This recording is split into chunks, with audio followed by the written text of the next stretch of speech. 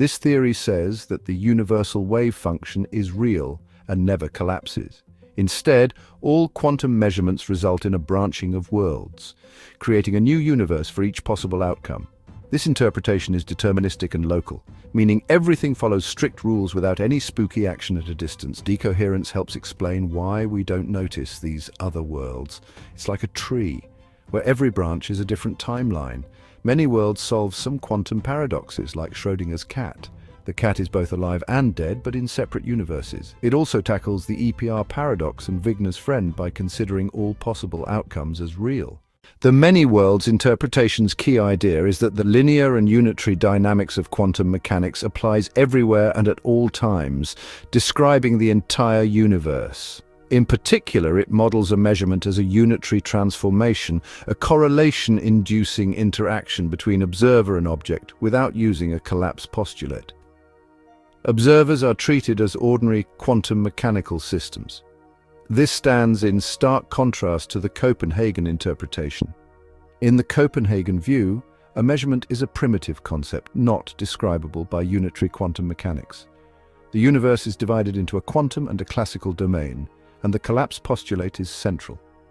In many worlds, there is no division between classical and quantum. Everything is quantum, and there is no collapse. MWI's main conclusion is that the universe, or multiverse in this context, is composed of a quantum superposition of an uncountable number of increasingly divergent, non-communicating parallel universes or quantum worlds. These are sometimes dubbed Everett worlds. Each is an internally consistent and actualized alternative history or timeline. The many worlds interpretation uses decoherence to explain the measurement process and the emergence of a quasi-classical world. Wojciech H. Zurek, one of decoherence theory's pioneers, said, "Under scrutiny of the environment, only pointer states remain unchanged. Other states decohere into mixtures of stable pointer states that can persist and in this sense exist. They are unselected." Decoherence helps explain why we don't notice these other worlds. The many worlds interpretation shares many similarities with the decoherent histories interpretation, which also uses decoherence to explain the process of measurement or wave function collapse. However, many worlds treats other histories or worlds as real, regarding the universal wave function as the basic physical entity or the fundamental entity, obeying at all times a deterministic wave equation. Several authors, including Everett, John Archibald Wheeler, and David Deutsch, call many worlds a theory or meta-theory rather than just an interpretation. Everett argued that it was the only completely coherent approach to explaining both the contents of quantum mechanics and the appearance of the world. Deutsch dismissed the idea that many worlds is an interpretation, saying that to call it an interpretation is like talking about dinosaurs as an interpretation of fossil records. Many worlds removes the observer-dependent role in the quantum measurement process by replacing wave function collapse with the established mechanism of quantum decoherence. As the observer's role lies at the heart of all quantum paradoxes, such as the EPR paradox and von Neumann's boundary problem, this provides a clearer and easier approach to their resolution. Since the Copenhagen interpretation requires the existence of a classical domain beyond the one described by quantum mechanics, it has been criticized as inadequate for the study of cosmology. Everett developed his theory with the explicit goal of allowing quantum mechanics to be applied to the universe as a whole, hoping to stimulate the discovery of new phenomena. This hope has been realized in the later development of quantum cosmology. MWI is a realist, deterministic, and local theory. It achieves this by removing wave function collapse, which is indeterministic and non-local, from the deterministic and local equations of quantum theory. MWI provides a context for the anthropic principle, which may explain the fine-tuned universe. It depends crucially on the linearity of quantum mechanics, which underpins the superposition principle. If the final theory of everything is non-linear with respect to wave functions, many worlds would be invalid. All quantum field theories are linear and compatible with MWI, a point Everett emphasized as a motivation for the many worlds interpretation. While quantum gravity or string theory may be non-linear in this respect, there is as yet no evidence of this. As with other interpretations of quantum mechanics, the many worlds interpretation is motivated by behavior that can be illustrated by the double slit experiment. When particles of light pass through the double slit, A calculation assuming wave-like behavior of light can identify where the particles are likely to be observed, yet when observed, they appear as particles, not as non-localized waves. Some versions of the Copenhagen interpretation proposed a process of collapse in which an indeterminate quantum system would probabilistically collapse onto just one determinate outcome to explain this phenomenon of observation. Wave function collapse was widely regarded as artificial and ad hoc. So an alternative interpretation in which the behavior of measurement could be understood from more fundamental physical principles was considered desirable. Everett's work provided such an interpretation.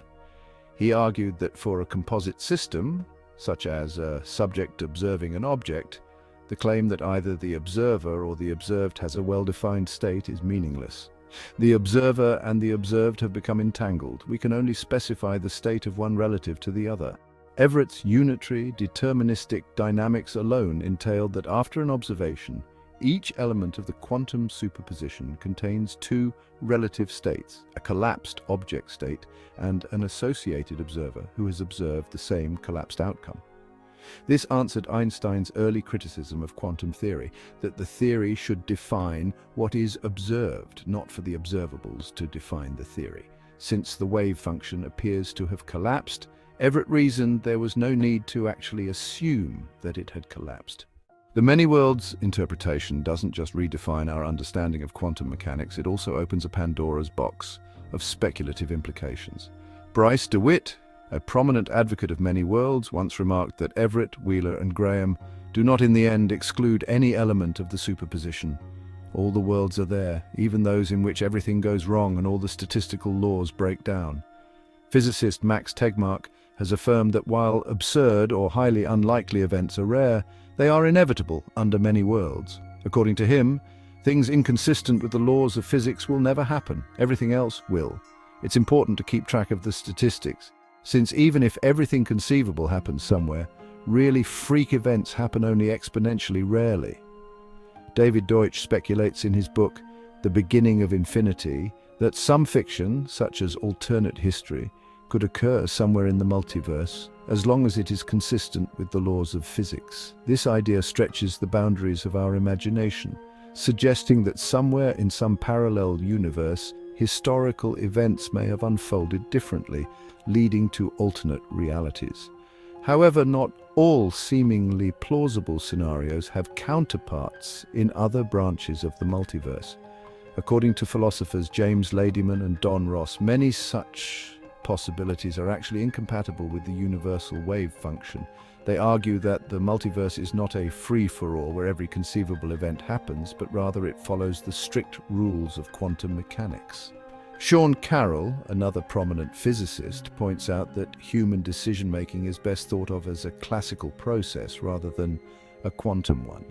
This means that our decisions do not cause the world to branch into equally realized outcomes. Even for seemingly difficult choices, the weight of realized outcomes is almost entirely concentrated in a single branch. One of the more controversial ideas related to many worlds is the concept of quantum suicide and quantum immortality. These thought experiments propose that an individual could theoretically distinguish between the Copenhagen interpretation and the many worlds interpretation by undergoing a life or death scenario repeatedly. In the many worlds view, the individual would always survive in some branch of the multiverse, leading to the subjective experience of quantum immortality. However, most experts believe this experiment would not work in reality, as the world with the surviving experimenter would have a lower measure than the world before the experiment, making it less likely that the experimenter will experience their survival. Since the inception of the many worlds interpretation, physicists have been puzzled by the role of probability in it. As put by physicist David Wallace, there are two facets to this question: the incoherence problem and the quantitative problem. The incoherence problem asks why we should assign probabilities at all to outcomes that are certain to occur in some worlds. Meanwhile, the quantitative problem questions why the probabilities should be given by the Born rule. Hugh Everett, who introduced the many worlds interpretation, attempted to tackle these issues. To address the incoherence problem, he argued that an observer who makes a sequence of measurements on a quantum system will generally have an apparently random sequence of results in their memory. This, he suggested, justifies the use of probabilities to describe the measurement process.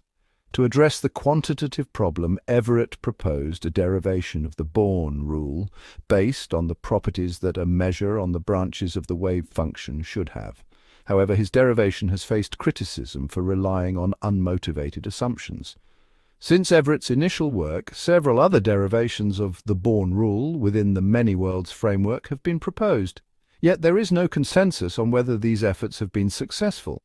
Understanding how probabilities work in the many worlds interpretation is crucial for comprehending the broader implications of quantum mechanics.